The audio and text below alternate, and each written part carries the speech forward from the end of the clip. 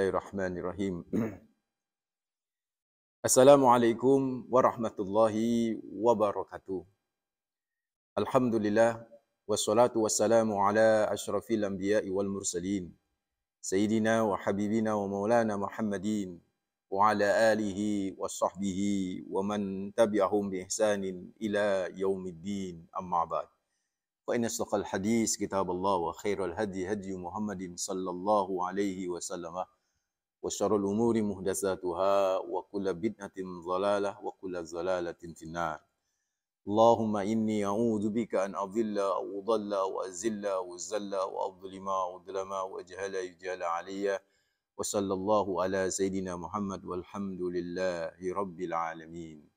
Ikhwataddin, hafizakumullah, saudaraku, mitra muslim yang insyaallah selalu dijaga sama Allah Rabbul Alamin. Alhamdulillah. Pertama, kita panjatkan rasa syukur yang mendalam, terus-menerus kita haturkan hanya kepada Allah Rabbul Alamin. Tuhan semesta alam ini yang begitu banyak memberikan kenikmatannya kepada kita, yang luar biasa karunia-Nya Allah anugerahkan kita, yang kita tak bisa berbalas kecuali dengan wujud syukur minimalis adalah alhamdulillahi rabbil alamin. Yang kedua, salam dan salawat terus kita persembahkan kepada manusia terbaik, pemilik pribadi yang sempurna, Rasulullah Muhammad sallallahu alaihi wasallam. Semoga salam dan salawat kita bisa menjadi amal soleh kita dan kelak bisa menjadi syafaat bagi kita di hari akhir. Amin ya rabbal alamin. Mitra muslim, hafizahumullah, saudaraku yang insyaallah selalu dijaga sama Allah Rabbul Alamin. Alhamdulillah. Pagi hari ini kita ingin mencoba menggali spirit dan motivasi dari surat Yunus ayat 62 sampai dengan 64. Berbicara tentang kewalian, berbicara tentang kekasih Allah Rabbul Alamin. Perlu diketahui, mitra muslim, hafizakumullah, semua manusia yang beriman, semua mukmin, semua muslim, mesti harus punya cita-cita jadi wali. Bukan wali kota. Ya, bukan wali kota.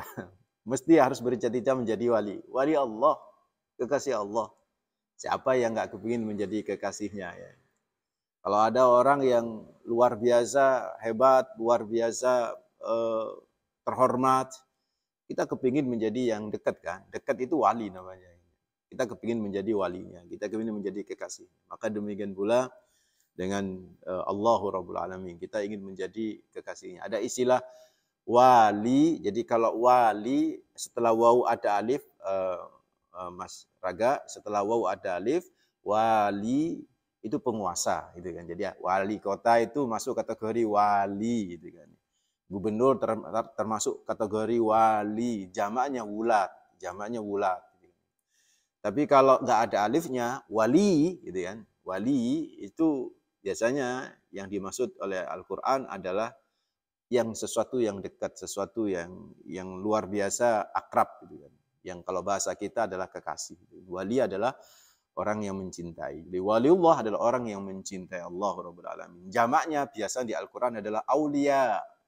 Biasanya di Al-Quran adalah aulia. Nah, pagi hari ini di surat Yunus ayat 62-64, mitra muslim, hafizakumullah, kita ingin coba angkat, gitu kan ya. Coba kita angkat gimana sih untuk bisa menjadi waliullah, kekasih Allah Rabbul Alamin, orang yang dekat sama Allah, orang yang selalu mencintai Allah. Jadi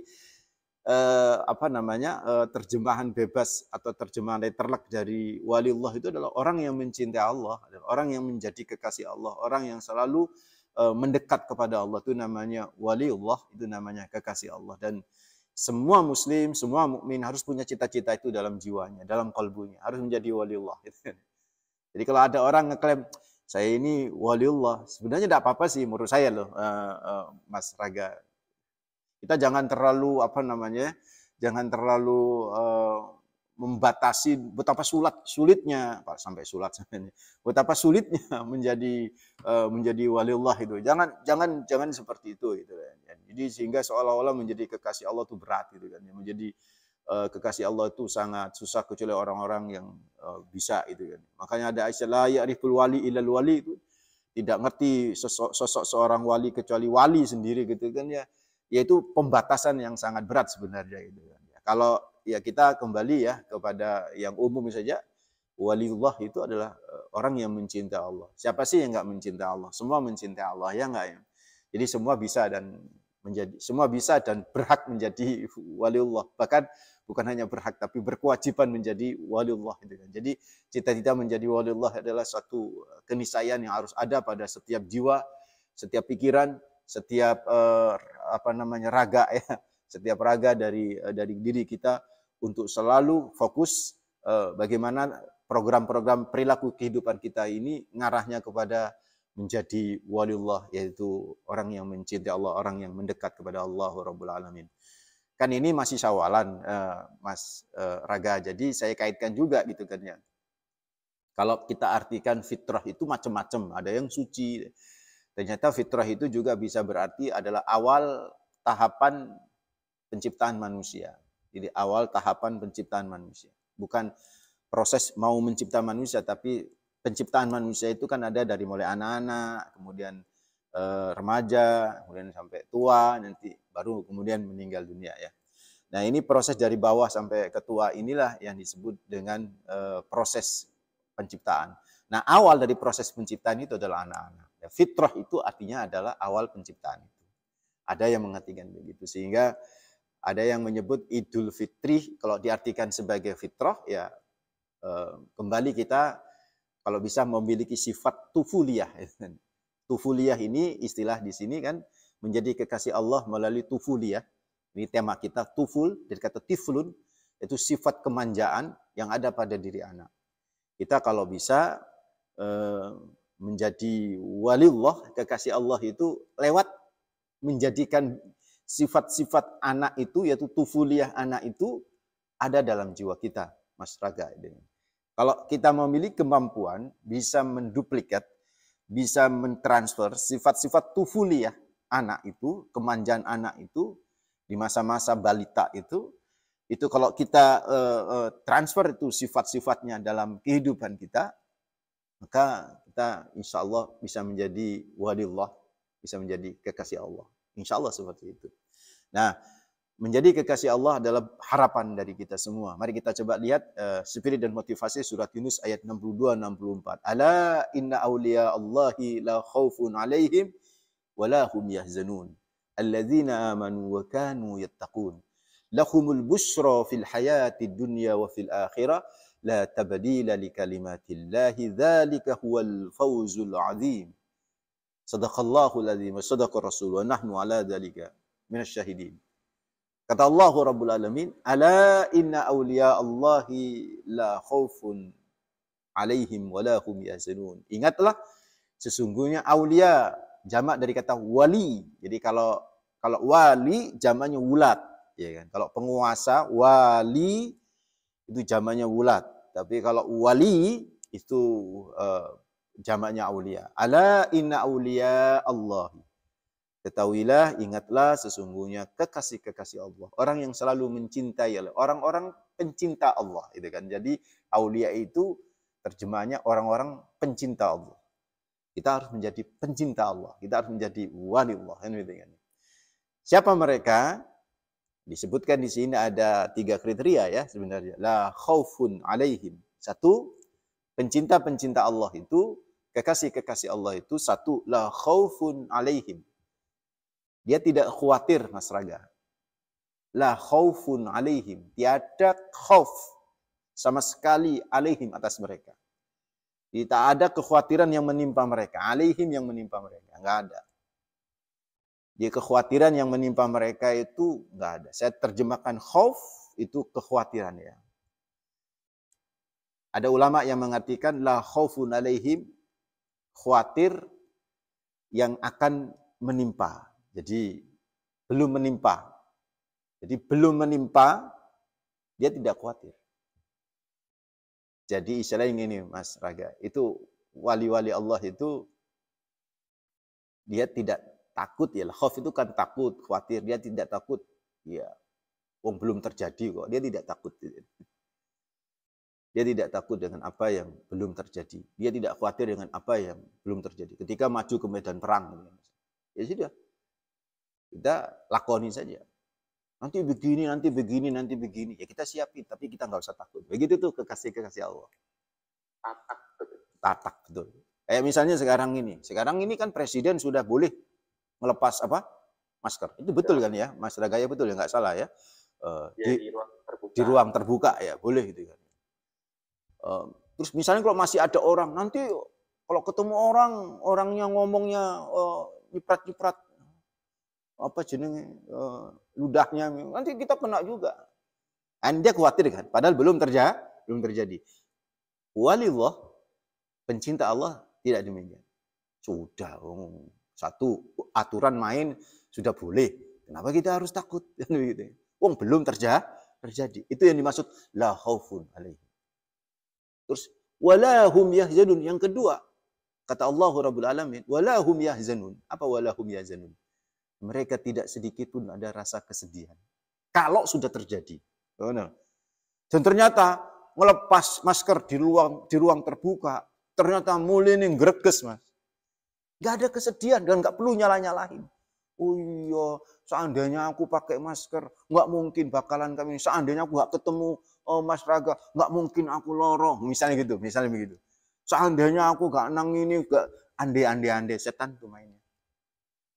Maka kekasih Allah, pencinta Allah tidak demikian. Oh sudah terjadi, kenapa kita harus sedih? Yang penting bagaimana kita ngobatin, kan gitu. Bagaimana kita memperbaiki. Oh sudah terjadi. Gak perlu. Kadang setan itu kalau udah terjadi itu membuat andai begini. Sehingga akhir ujung-ujungnya apa? Ujung-ujungnya apa? Dia tidak ridho dengan keputusan Allah. Oh kalau sudah tidak ridho dengan keputusan Allah, Allah pun gak ridho. Maka pencinta Allah tidak demikian. Tuh yang kedua. Terus apa yang ketiga? Ini yang paling penting. Alladzina amanu wa kanu yattaqun. Pencinta Allah itu aulia Allah. Itu adalah orang-orang yang selalu bertakwa kepada Allah Rabbul Alamin. Selalu. Wa kanu yattaqun. Sejak awal sampai akhir dan terus menerus. Jadi kalau istilah ada fi'il madhi, ya wa kanu itu kan fi'il madhi, terus setelah itu yattaqun fi'il mudhari, present continuous. Itu terjemahannya sejak dulu sampai akhir, begitu misalnya. Selalu bertakwa. Anywhere, anytime, di mana saja dan kapan saja itu selalu dia bertakwa. Itu saudaraku akhwatadina fidhakumullah, ciri-ciri secara global yang dijelaskan oleh Al-Qur'an di di surat Yunus ayat 62 64. Dan kata Allah, lahumul busra fil hayati dunya wa fil akhirah. Orang yang punya ciri-ciri itu, Mas Raga, mitra muslim hafizahullah, dia akan mendapatkan berita gembira, selalu bahagia hidupnya. Fil hayati dunya, di dunia aja gembira. Bahkan kekasih-kekasih Allah, pencinta-pencinta Allah tuh sedih Mas, tapi nggak pernah larut dalam sebuah kesedihan yang membuat dia semakin jauh dari yang dicintainya, yaitu Allahu Azza wa Jalla. Susah yang jenis manusia pernah susah. Tapi kesusahan tidak membuat dia tenggelam dari mabuk cintanya dengan Allah. Itu pecinta-pencinta Allah, itu kekasih-kekasih Allah itu seperti itu. Sama dengan kita manusia. Tapi tidak larut dengan dengan kesibukan duniawi itu. Karena itu dia di dunia gembira, kelihatannya terus gembira. Ada masalah yang dihadapi itu dengan hati yang penuh kesenangan, kegembiraan. Itulah pecinta-pencinta Allah Rabbul Alamin. Dan di akhirat apalagi? Wa fil akhirah la tabdila li kalimatillah. Dan janji Allah nggak akan pernah berubah, bahwa mereka akan diberi kegembiraan. Para pencinta-pencinta Allah itu gembira hidupnya di dunia dan juga lebih-lebih di akhirat itu gembira. Itu tidak ada perubahan. La tabdila li kalimatillah. Dan yang paling penting, Mas, seperti yang saya katakan tadi, Mas Raga, mitra muslim hafizahumullah, dzalika huwal fauzul azim. Itu adalah, ini terjemahan saya, dzalika huwal fauzul azim. Itu adalah cita-cita yang agung. Itu adalah kemenangan yang besar. Itu adalah kesuksesan yang amazing. Artinya orang yang jiwanya memiliki sifat-sifat kayak tadi itu menjadi pencinta-pencinta Allah, menjadi kekasih Allah, menjadi wali Allah. Itu adalah cita-cita yang agung. Itu adalah kemenangan yang luar biasa. Itu adalah kesuksesan. Sukses tidaknya seseorang kalau dia menjadi pencinta Allah atau tidak. Kalau dia tidak menjadi pencinta Allah, maka dia menjadi pecundang, Mas. Ya kan? Kalau dia nggak menjadi waliullah, dia menjadi pecundang. Jadi pilihannya cuma dua. Pilihan cuma dua. Mitra muslim, hafizahumullah. Menjadi waliullah atau menjadi wali syaitan. Menjadi pencinta Allah atau menjadi pencinta syaitan. Itu saja. Menjadi pencinta Allah atau pencinta duniawi. Menjadi pencinta akhirat atau pencinta dunia. Itu pilihannya cuma itu. Makanya saya menyatakan wajib kita menjadi pencinta Allah. Kan begitu. Artinya wajib kita menjadi waliullah. Kalau ada orang, saya ini waliullah. Tidak apa-apa itu doa, Mas. Tidak apa-apa. Jangan, sombong banget dia ngaku-ngaku waliullah. Kan nggak ngerti wali kecuali wali. Itu kan ya. Ya itu kan bahasanya wong tasawuf. Itu. Ya kalau kita bahasa yang standar itu semuanya sah-sah saja kita ngomong kayak begitu. No problem. Dan ternyata saudaraku ikhwatadina fidzakumullah, senada dengan Yunus 6264 tadi itu apa yang dikatakan oleh Imam Asyuyuti rahimahullah untuk menjadi kekasih Allah. Imam Asyuyuti membreakdown membreakdown ini Mas, membreakdown surat Yunus ayat 6264 ini dalam sebuah ungkapan yang masya Allah, masyhur, populer gitu ya. Untuk menjadi pencinta Allah itu justru lewatnya dari anak kita. Justru lewatnya dari anak kita. Anak kita usia-usia balita kan tufuliyah, Mas. Tufuliyah itu dari kata tiflun. Tufuliyah itu sifat kekanakan. Kalau dalam bahasa Inggrisnya childish ya. Apa childish? Ya, childish ya. Jadi ada yang menyatakan sifat kekanakan nggak boleh. Ya mungkin aspek-aspek yang lain yang nggak boleh ya. Tapi Imam Asyuyuti ini mengambil dari aspek yang berbeda. Sebagai jalan at-turuq at-tariqah ila walillah. Ila takwini auliyaillah. Untuk bisa membentuk pribadi-pribadi menjadi kekasih-kekasih Allah Rabbul Alamin. Apa kata Imam Asyuyuti? Ini luar biasa untuk kita coba sharing gitu kan ya. Beliau menyatakan Al-Hafidz Asyuyuti rahimahullah qala khamsu khisalin fil atfal law kanat fil kibar ma'a rabbihim lakanu awliya'a. Kata beliau, ada 3 karakter yang ada pada anak-anak. 3 karakter sifat keanak-anakan itu tufuliyah yang sudah pasti ada di anak-anak yang kita lihat. Law kanat fil kibar, andai orang-orang dewasa ma'a rabbihim itu bersama Tuhan mereka itu memiliki sifat karakter kayak begitu. Jadi memiliki sifat karakter kayak begitu bersama dengan Allahu Rabbul Alamin, lakanu awliya'a. Sungguh mereka awliya akan menjadi apa? Kekasih-kekasih Allah, pencinta-pencinta Allah. Yang pertama, kata Imam Asyuyuti, saya baca dulu nanti penjelasannya setelah ini. Apa kata Imam Asyuyuti? La yahtammuna birrizq. Anak kecil kan nggak peduli dengan rizik, Mas. Rizik itu rezeki. Pokoknya ono panganan dipangan, kalau ono yang jaluk. Begitu kan. Ada ini gitu. Bahkan kadang-kadang itu lapar itu ya gak mangan, Mas. Konsentrasi main sampai ibunya murang-muring toh. Kok kurang mangan senak kan begitu kan. Iku sore, isuk kurang mangan. Wah umek layak tamu biris gitu. Itu anak kecil tuh. Tak peduli dia, tak galau dengan rezeki itu kan. Masya Allah. Yang kedua kata Imam Asyuyuti, wala yaskuna min khaliqihim idza maridu. Enggak pernah ngeluh nek lorong. Ayo coba, anak kita itu kita tahu ketika ngelemprok kan. Atau ngelemprok tuh. Iya. Itu ketika sudah lemas, sudah tertidur, kita kaget loh. Kok lemas leh, kenapa leh? Dipegang, loh kok panas deh? Kita nggak pernah ngomong gitu.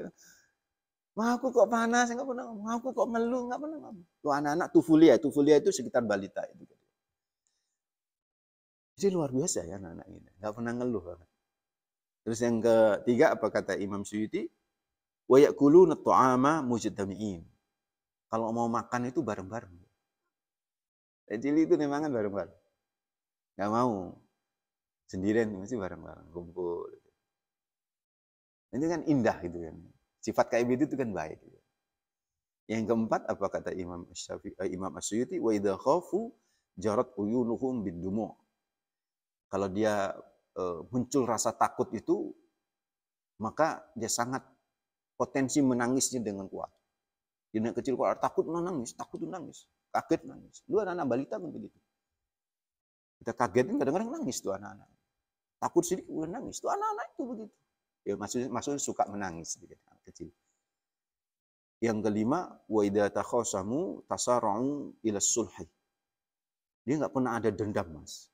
Kalau tengkar tuh anak kecil ya idza takhasamu, tengkar blong. Lih, main tengkar, main mana? Sak koncoan itu. Ya enggak ya?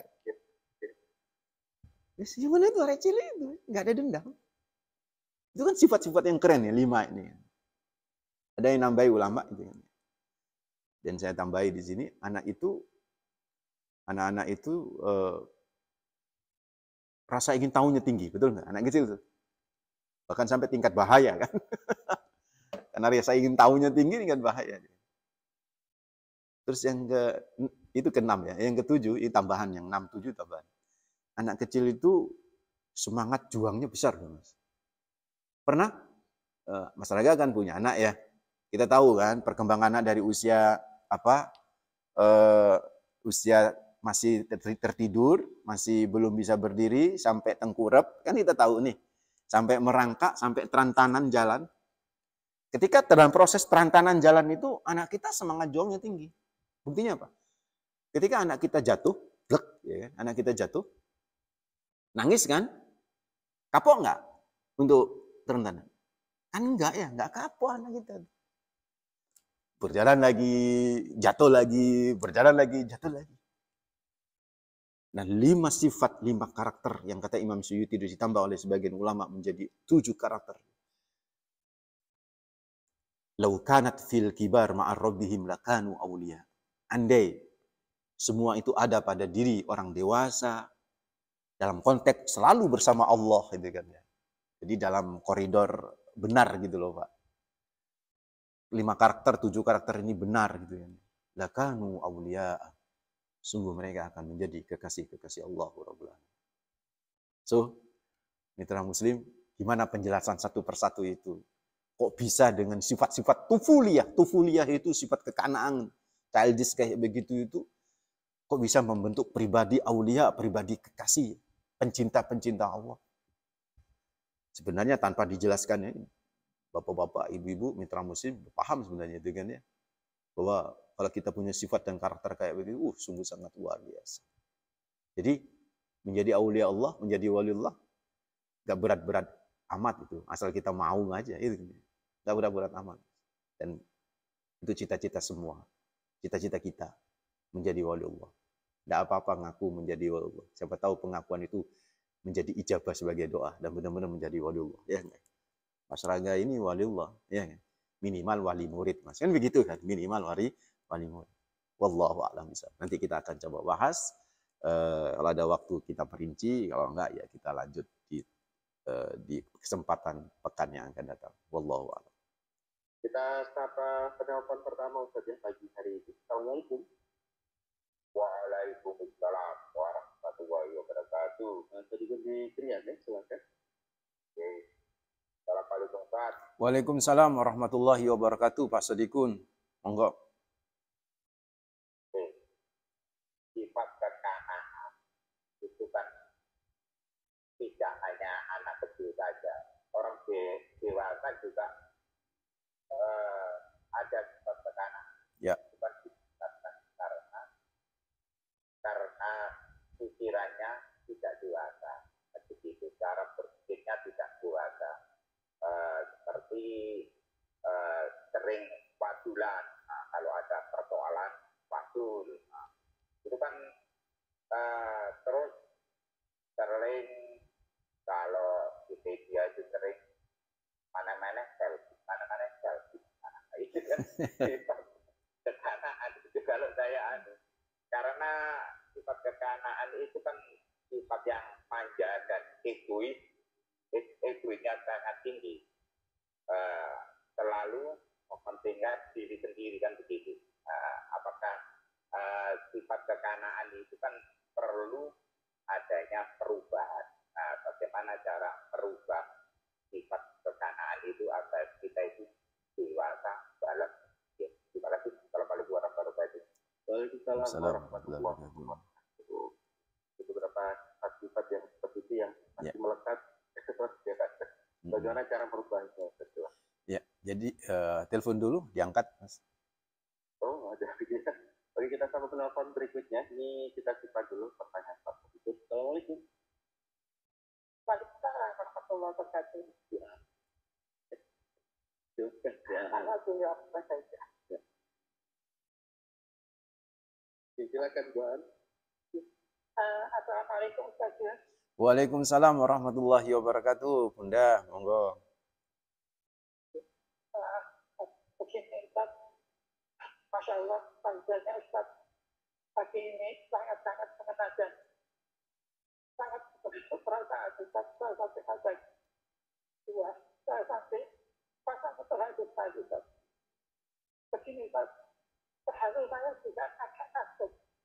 Dan apa ya, yang kita bahwa ternyata punya sifat tufuliyah kepada Allah.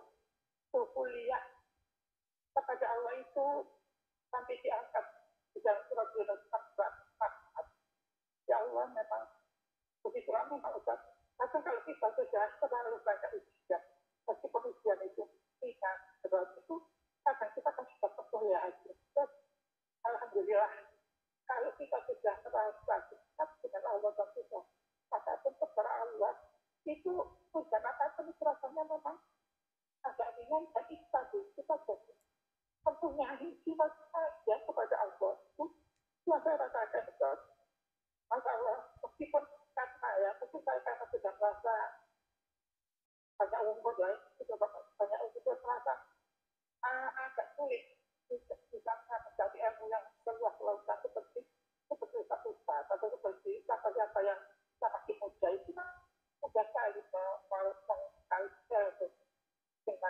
dengan kemampuan saya tidak tahu seperti itu. Terus kadang saya coba dulu begitu. Tapi kembali ya alhamdulillah karena kepada Allah ya terus saya akan kalau sekarang saya bisa perjalanan begitu saja. Bagaimana ya, tapi begitu maka saya tidak merasa bersalah, tidak salah Ustaz. Karena saya selalu kadang-kadang itu Allah itu seperti bukan pada Allah itu seperti Ustaz atau saya tapi lupa. Ya Ustaz, ya Allah, ya Allah, saya akan apa itu tapi apa kalau saya merasa sudah tidak mampu, tapi alhamdulillah saya masih bisa sampai saya masih bisa sama ibu yang sakit membutuhkan pertolongan itu saya merasa alhamdulillah saya masih ada manfaat dan juga terutama pada keluarga saya anak cucu sehari selalu diberi kita bilang Allah itu memang masih saya rasakan bahwa saya masih begitu. Tapi kalau saya bisa pekerjaan ada pencerahan yang lebih baik lagi. Saya Assalamualaikum warahmatullahi wabarakatuh. Waalaikumsalam warahmatullahi wabarakatuh. Ya, Wan. Pak Sediko dulu tadi kita jawab dulu pertanyaan. Ya, baik. Jadi mitra muslim hafizahumullah wabil khusus kepada Pak Sodikun, tufuliyah itu kan tadi di awal sudah saya katakan kalau dalam bahasa Inggris childish itu kalau apa namanya bisa dilihat ya dalam internet itu tentang childish itu memang ada yang negatif, ada yang positif itu kan ya. Jadi memang sama, tufuliyah juga demikian. Ada yang namanya sifat anak-anak kita itu kan ya ada yang negatif. Namanya manusia ya. Manusia nggak ada yang sempurna ya. Yang dimaksud oleh Imam As-Suyuti ini adalah sifat-sifat kekanakan yang positif dan bisa mempermudah perjalanan kita menuju pencinta Allah, menuju menjadi pencinta Allah, menjadi kekasih Allah itu. Jadi kalau sifat-sifat yang egoisnya ya jangan ditiru ya. Sifat-sifatnya nggudo ya kan anak kecil kadang-kadang iseng-iseng ngelempari batu itu kan namanya anak-anak jangan ditiru ini kan ya. Anak-anak itu kadang-kadang pekmu ya kan begitu tuh kan. Kalau dipegang nah, kita nggak usah ngeliat negatifnya Pak Sodikun. Seneng selfie. Kalau seneng selfie itu bukan sifat anak-anak itu sifat emak-emak itu.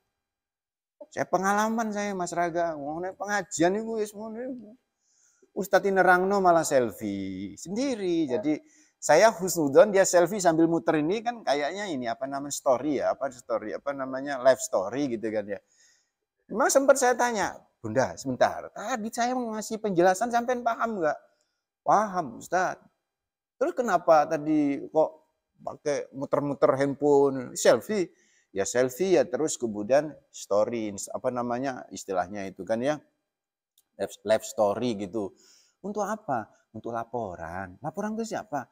Ke suami. Kalau aku ngaji Pak Ustadz, kok aku dipikir ngemol gitu. Jadi aku ngaji di sini nih, makanya saya ya udahlah bagus lah ini. Tapi ya habis ngaji kok selfie ambil konco-koncone. Waduh ya Allah ya Rob.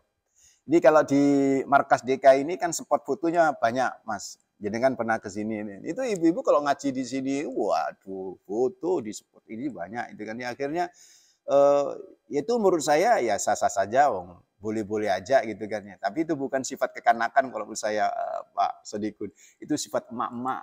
Jadi istilahnya itu salah satu rukun ijtima bertemu itu adalah foto, selfie.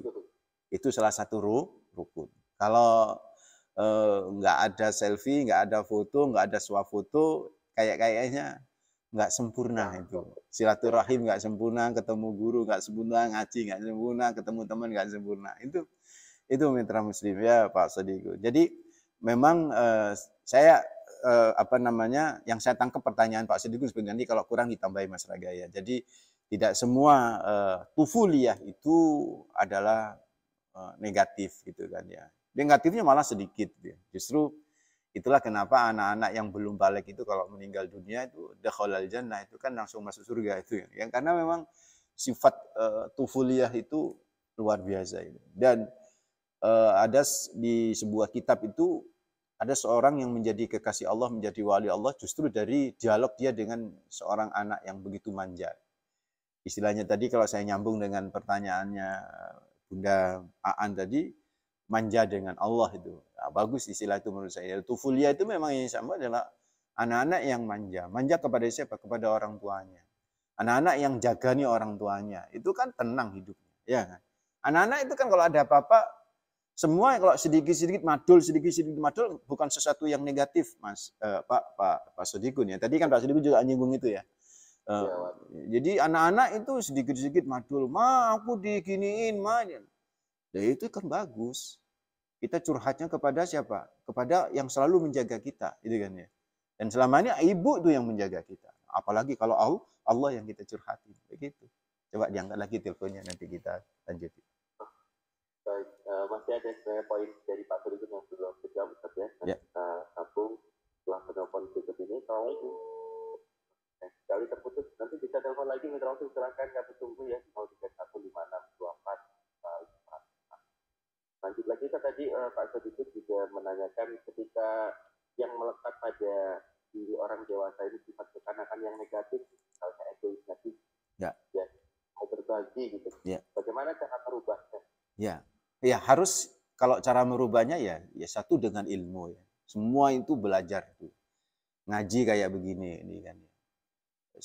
Kalau para ustadz itu kan ya ngajinya karena ngajar. Kalau udah ngajar kan insya Allah dapat ilmu. Monggo. Kita telepon dulu saja. Assalamualaikum.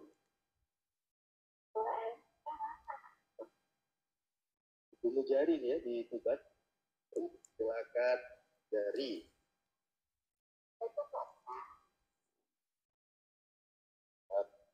Monggo langsung pertanyaannya Bu Jari.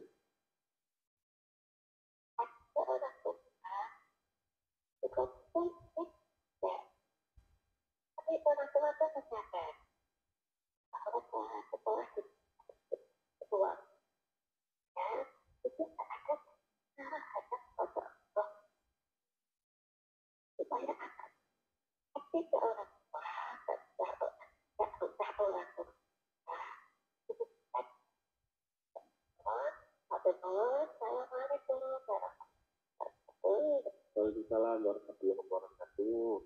Baik, terima kasih Bu Jari. Kita ke 2A tadi ya.